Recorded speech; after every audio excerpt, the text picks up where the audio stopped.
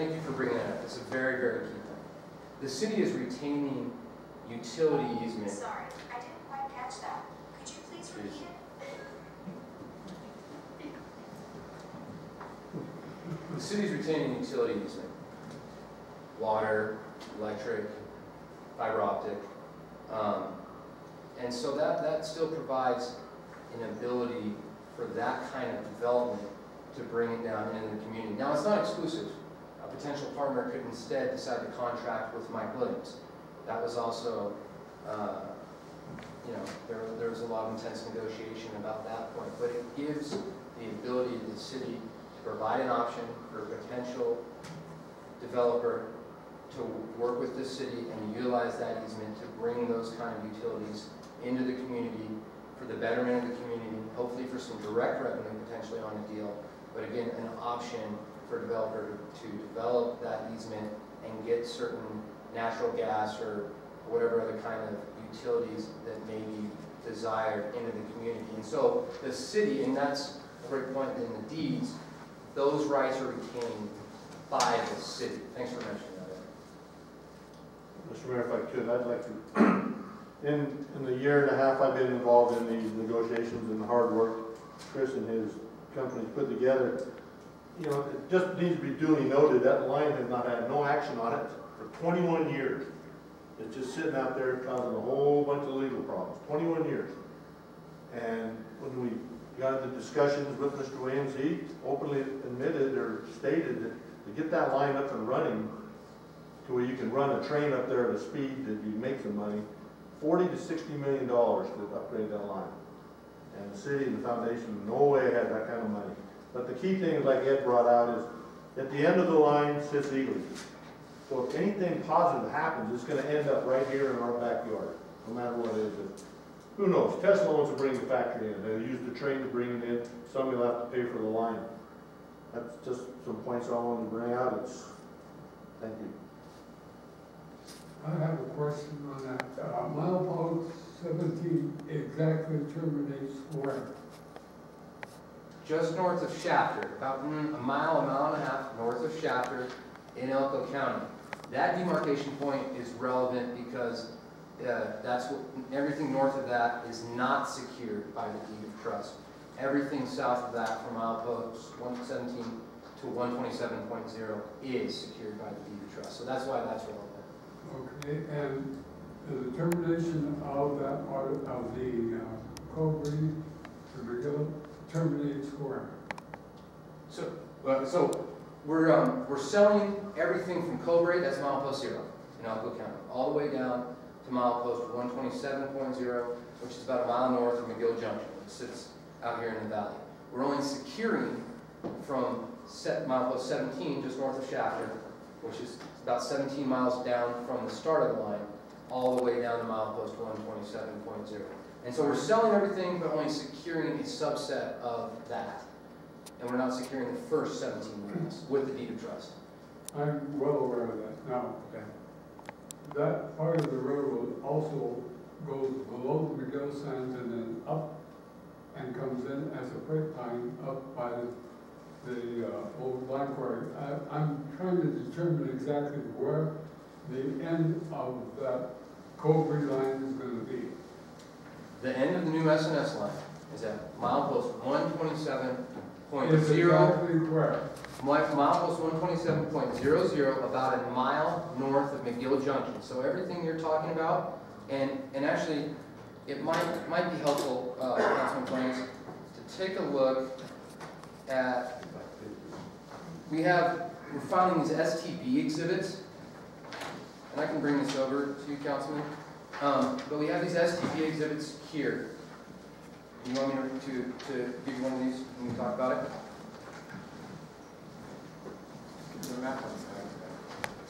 So these are the last 3 exhibits. All have maps that are needed by the Surface Transportation Board, federal agency, that will need to approve this deal. And so when you take a look at it,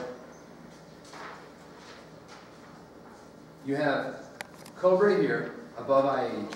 You have milepost 127.0 here. Everything below that, including the McGill branch, the Highline branch, is is called the historical line. And we're making a very definitive demarcation point there. And what we did was we worked with a gentleman by the name of Bob Morley in Elko, and me and some other people, as far as going through the documents that gave the city and the foundation the property.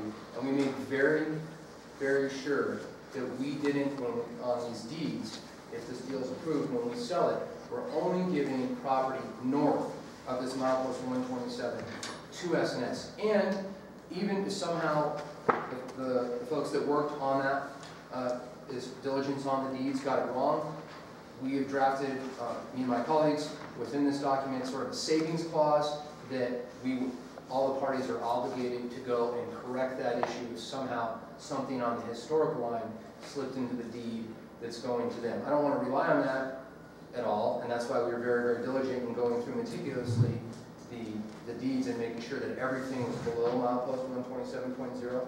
But so that's where it's going to be. It's just north of McGill there. You can see on the map. Well, it's to the west of McGill and south of McGill, in the middle of the valley.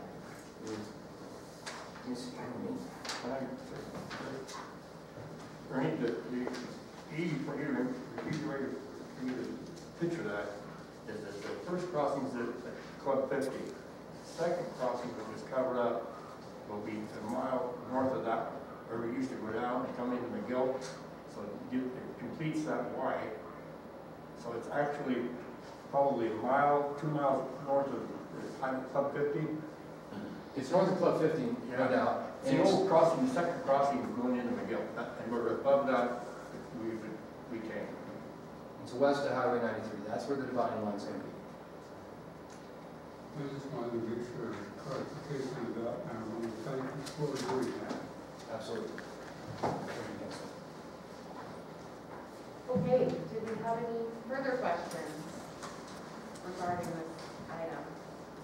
If not, I'll entertain a motion. I'll make the motion. I'll second.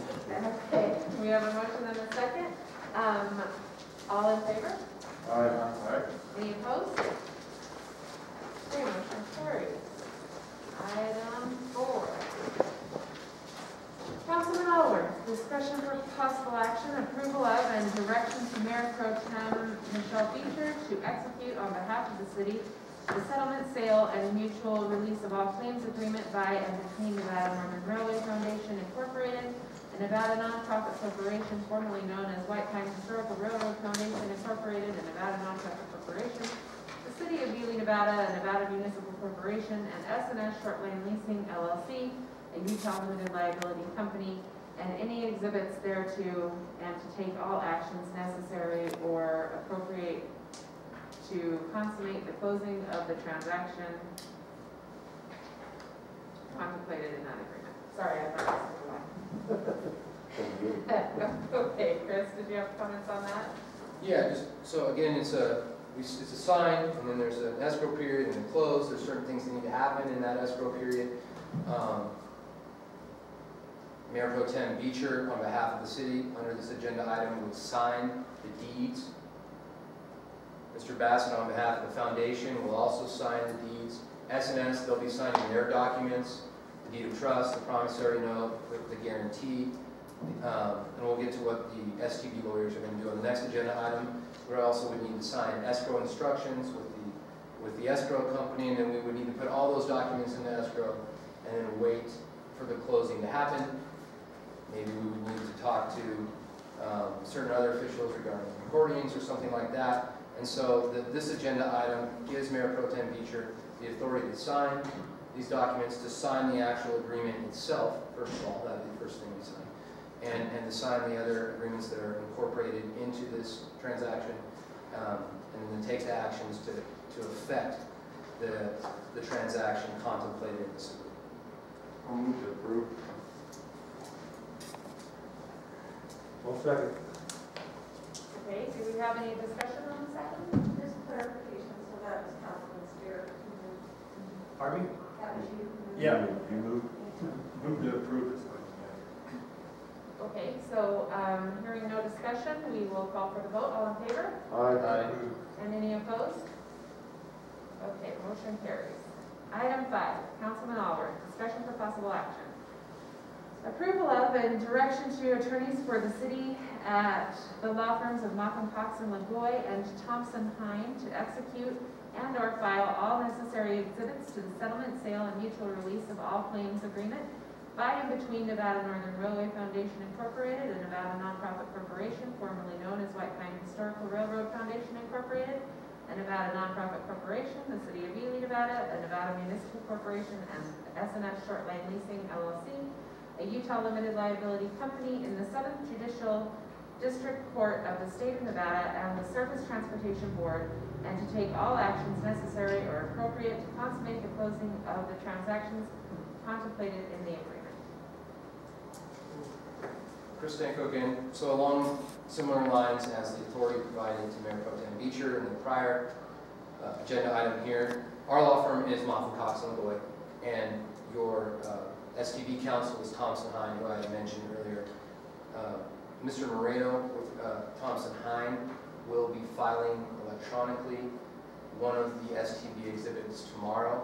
A gentleman by the name of Charles Montaigne, who is SNS's STB attorney, now that this deal has been approved, would be electronically filing 2 of the STB exhibits to this agreement tomorrow as well. So that's what would be happening on the STB front. On our front, we would still need to work with the escrow agent, and we need to help get the documents recorded.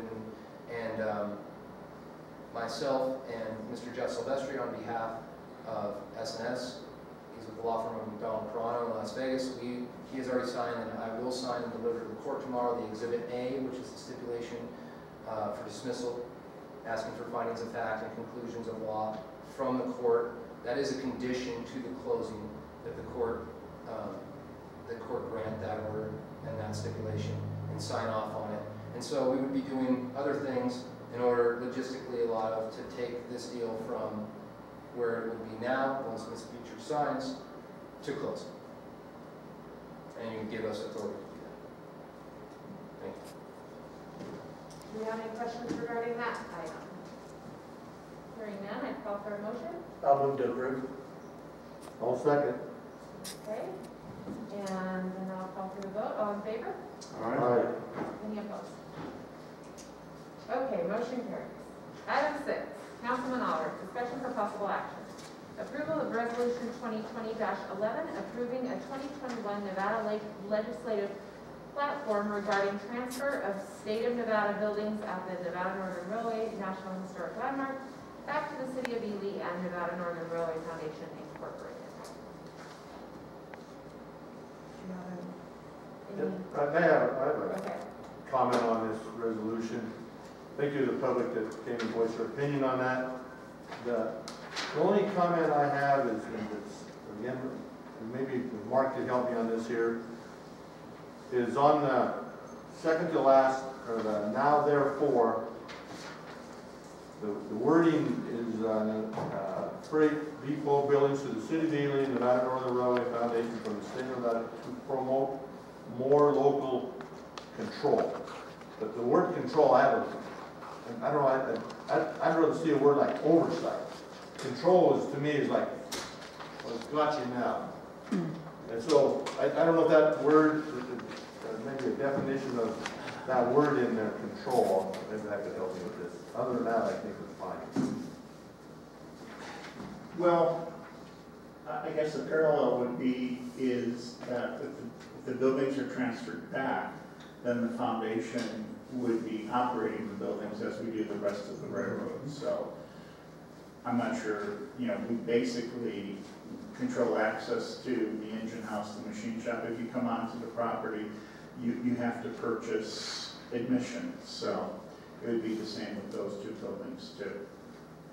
Control any expenses, any modifications, or Exactly. Okay, all right, I'll take back my thought then. Thank you. Okay, thank you. At this time, I think this is a little bit advanced before us. I would like to make a recommendation to table this item as long as we give us an opportunity to make some permanent discussion of it. I find a little bit of fault in the idea right now, and I'd like the council, prior to negotiating with the foundation over something like this, to clarify a few points I have in my mind that I just don't feel comfortable with. Do you have questions you'd like to ask tonight? No, I would like to have a council meeting that would give us, put it on the agenda so people that would have an opportunity to make some recommendations and whatnot. I've had people call me about it, and I tend to agree with them. And so therefore, I'd like to bring those out in a special meeting, or not a special meeting, but in a meeting as an agenda item for discussion of the operation or the reason for taking that. The request to have the facilities returned back. Is there a deadline? We only have one more meeting at the end of the year. The legislation starts month in 21. Yeah, January. February. Okay, so is there a timeline that this has to be approved to get to the legislative platform? I think you probably have some BDR deadlines, don't you? On that, so first BDR can be done by anywhere, Pete or whatever, and the next committee, so we are up against a deadline, I think I'm getting something like that done over there. I can't remember all the criteria. You know, I don't know what I'm personally in favor of this 100%. You know, I think that the fact that the railroad, since the inception, and I was on the council back then, we've had the management board, and then we had another railroad running that. And I don't know, I think they're doing a good job of what they've done. I mean, there's some issues I've always had, but I mean, we all would have issues with whoever or whatever. But I think that this is a great idea to get this returned to us. It'd be a good positive move for the entire area down there. And so, I don't know what Ernie would like to see. I mean, we should discuss that tonight if you'd like to. I don't know what. I would tend to agree with you on that, and just, I mean, I am very appreciative for the state and what they've done down there to date, and the care that they've taken over the years. I love that freight barn. I got married there 4 years ago, and I appreciate the comments that were made today, but I also feel that it is, it's frankly a waste of resources to have two entities running two different situations down there when we could combine and maximize the impact to our community and what we could do to that for those buildings and to those buildings. I mean, I think it's been wonderful what the state's done while they've been there, and perhaps it is time that they are now combined. I agree with what you say, Councilman Leacher. I think, you know, the current condition and economics of the state and what the governor's going to come out with, who knows? But it would be really terrible if he does not transfer, that it doesn't get transferred, and it just goes to shambles. Well, I'm not recommending against this. No, I'm in favor of it. But it is on the agenda immediately without any preparation from any of us to have any discussion. Fine, I'm in favor of it. Don't get me wrong. I think this is just that the council wants to send it up the ladder to Carson City, you know, to the legislators and the lobbyists and so forth. We react quickly without really looking at all possibilities of the item. And this is not one of those type of items. I'm in agreement we should do the best we can as quickly as we could. But there's going to be some problems in negotiating its operation, okay? That's all. So, That's my, you won't have the that's my city. statement, and I'm not going to explain it. Okay, I'm just saying the city's not going to negotiate with the legislators. That's what you have lobbyists and so forth for. Sure. In answer to Ed's comment earlier, there is a BDR already on this in the legislative process. It would almost have to do. Yeah, it's already started. Thank you. Okay, so, do we have any further discussion? And do we have a motion? I'll make the motion to, go with this agenda item. Okay, do we have a second? I'll second. Okay, there's a motion and a second. I will call for the vote. All in favor? Aye. And any opposed? Okay, motion carries. And I will pass it back to you. Good job. We'll move on with item 7, then Mayor Robertson, discussion for possible action, approval of mayor's reappointment of John Sarchalis to the Regional Planning Commission, term ending December 31st, 2021. As the council may recall, when we set up the RPC, we had to stagger everybody's terms, and John was the first one up, and he expressed interest in being reappointed, and I feel he's done a good job, so I would like to reappoint him. I will entertain a motion to confirm that appointment or rename. I will so move. Do I have a second? One second. Any further discussion? All in favor? Aye. Any opposed? Item 8, Mayor Robertson, discussion for possible action, approval of proclamation declaring November 28, 2020, Small Business Saturday in the city of Ely. I will entertain a motion on this item. So moved. Do I have a second? Second. All right, everybody play nice.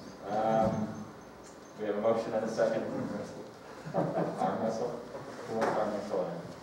Any further discussion? So, not so much discussion, but I would just like to, anyone who is within the sound of my voice or on the phone, express the dire need to shop small this holiday season, because our small businesses have been hit hard, and so anything that we can do to support them on Small Business Saturday or otherwise, please go out and do that. All in favor? Aye. Any opposed? Very unanimous. Item 9, Mayor Robertson, City Attorney Manueli, discussion only, review of staff suggestions on changes to the business license code. As I mentioned to some council members, we've just been dealing with some, they've been ongoing issues with how we use the current code and how the code doesn't make, gosh, what am I trying to say here? It doesn't anticipate some of the new forms of businesses that we do, like pop-up businesses or temporary businesses or things like that. It is also really complicated for staff to explain to people.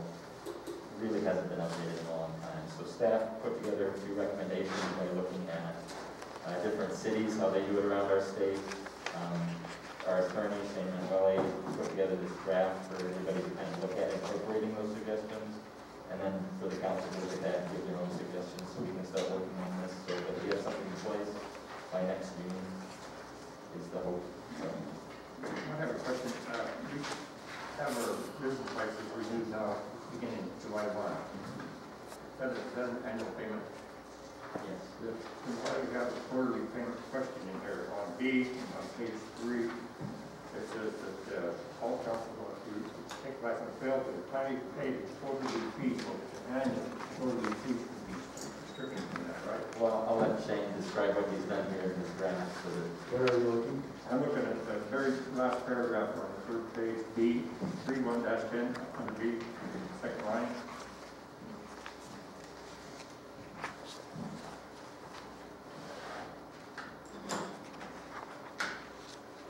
An annual payment and what would the quarterly fee be?